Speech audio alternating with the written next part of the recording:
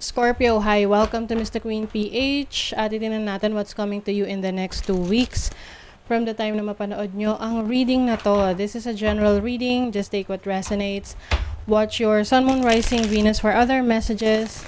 And thank you sa lahat ng mga sumusuporta dito sa ating channel. Just a reminder, gamitin nyo lamang ang reading na to bilang gabay. Pa-follow, like na rin ang ating Facebook at TikTok.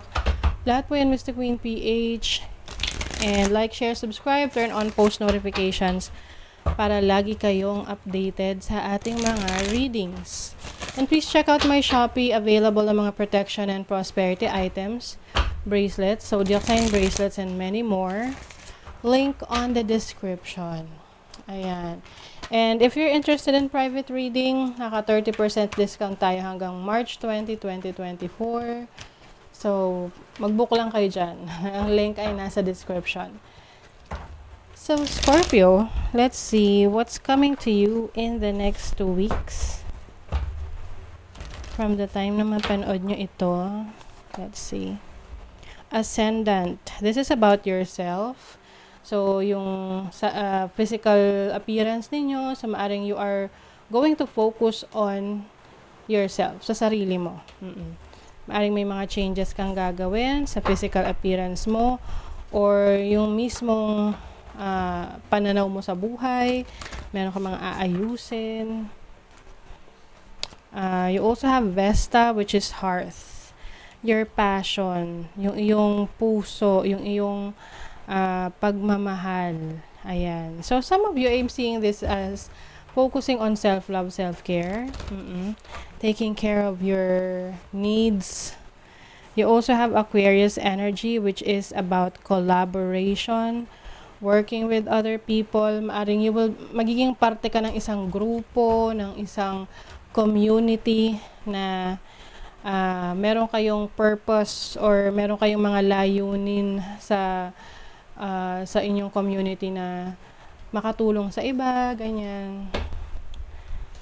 Some of you naman, you may be venturing sa social media or content creation, pwede rin yan. Let's see your overall energy. Overall energy ng mga Scorpio. Nine of Swords. Meron ditong nag-overthink, nag-overanalyze. Yung iba, meron kayong mga pinag-aaralan na inaabot na kayo ng madaling araw saka aaral. Yung iba nagre-review, no, for your exams. Or yung iba, related sa trabaho nyo, masyadong maraming binibigay na trabaho sa inyo. Yung iba, work from home, dala-dala nyo yung inyong trabaho sa inyong pagtulog. Oo, so kailangan rin. Kaya nga, you may be practicing self-care, focusing on yourself in the next 2 weeks. Let's see your challenge. Ace of Cups. Your challenge is about forgiveness, no? I'm seeing someone na medyo nahihirapan magpatawad. Oo, pwedeng magpatawad sa isang tao na someone na dinisappoint ka, someone has failed you, and now, niisip mo, worth it ba? Napatawarin ko siya? Yung iba naman, maaring merong offer sa inyo na ito turn down nyo. Kasi parang feeling nyo hindi nyo gusto. Pwedeng romantic connection to, may offer, love offer, or sa trabaho, may offer pero hindi mo gusto yung terms nung trabaho na yon. Let's see your opportunity. You have the 8 of Wands. Marami kasing opportunity na dumarating sa'yo. Messages are coming in. I think you're going to be very busy traveling din or working with other people, no? Collaboration, partnership, business partnership, becoming part of a group, ayan, or part of a team. Sa inyo, may bagong work or may bagong project na kailangan nyong makipag-coordinate, makipagtulungan sa kapwa ninyo, katrabaho ninyo, gano'n. Let's see your blessing. The blessing is the devil. Or ang blessing dito yung iba, maaring meron kayong ile-let go na unhealthy habits. Na alam nyo na hindi nakakatulong sa inyong sarili, sa inyong health. O ano ba yung mga unhealthy habits? Alam nyo na yan. Oo, sa food, no? Pwede ring yung lagi kayo nagpupuyat, or maaring nasa unhealthy relationship kayo, toxic relationship, you are letting that go. Okay? So, let's see your money, career, finances. Kasi may mga temptation sa paligid nyo. Yung iba sa inyo, this is a blessing dahil kaya nyong malagpasan yung temptation na yan. Oo. Kumbaga, malalabanan nyo yung temptation sa paligid. Let's see your money, career, finances. You have the 3 of Wands. Uy, meron ditong expansion, no? Sa business, sa trabaho, sa career. So, kung meron kang business, mas dumadami yung iyong mga customers, nagdadagdag ka ng mga bagong produkto, serbisyo, or mga branches. Oo. You are exploring new opportunities rin. You also have the Fool, o diba? Mas ano ka ngayon? Risk taker. Oo. Alam mo yung ginagawa mo. At alam mo rin yung limitations mo. Pero, risk taker ka. Kumbaga, gusto mong meron kang ma-experience na bago. Kaya siguro yung iba sa inyo nag-aaral. Meron kayong mga nagpapaka-busy kayo sa pag-aaral.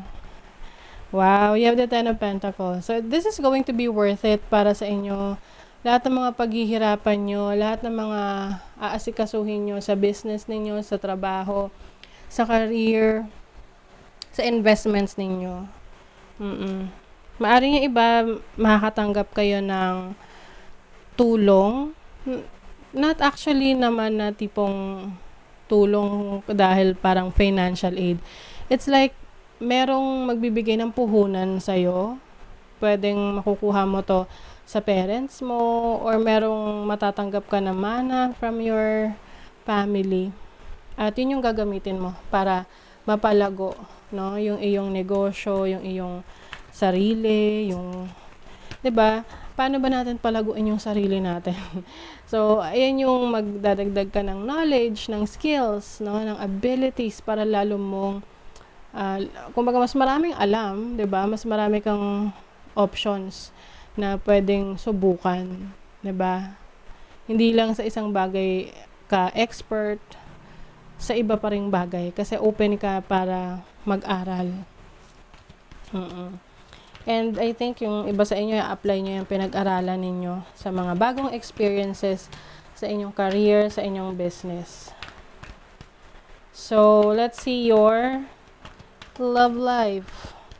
Love life ng mga Scorpio. The Star. So, malakas yung energy ng Aquarius sa inyo rito, ha? Daming Aquarius. So, you have the Star, 2 of Swords, and the Page of Cups. Maring meron sa inyong nagde-decide kayo kung papasok na ba kayo sa isang relationship. Para sa mga single, maaring iniisip nyo kasi kung ito na ba yung tamang oras, tamang panahon, siya na ba talaga. Kasi yung iba, you are dealing with someone na medyo may pagka-immature pa. Ito yung tipong puro love, pero walang practical na plano sa relationship. Oo, kumbaga para siyang puppy love. Na it's all about feelings, pero hindi mo makitaan ng practicality and pagiging realistic pagdating sa relationship. So, ngayon, niisip mo, is this person worth it? Worth it ba siya? Kasi sa relationship, di lang naman puro feelings yan. Dapat may kasamang practicality rin. Energy. Stop trying to please everyone. Everyone is a whole lot of people. Protect your energy. Yes, you're also going to protect your energies from yung mga energy vampire. Yan yung mga nakakasama mo. Tapos, pag nakausap mo, feeling mo drain na drain ka. Optimism. If you're going to make up stories in your head about people and circumstances, please make them love stories with happy endings. So, you remain positive, no? Positibo pa rin yung pananaw mo. I think isa ito sa mga binabago mo sa buhay mo, yung pagiging mas positibong mag-isip. Kasi yun yung mas ma-attract mo kesa pagiging negative thinker. Okay? So, that is your reading, Scorpio. Thank you so much. Bye!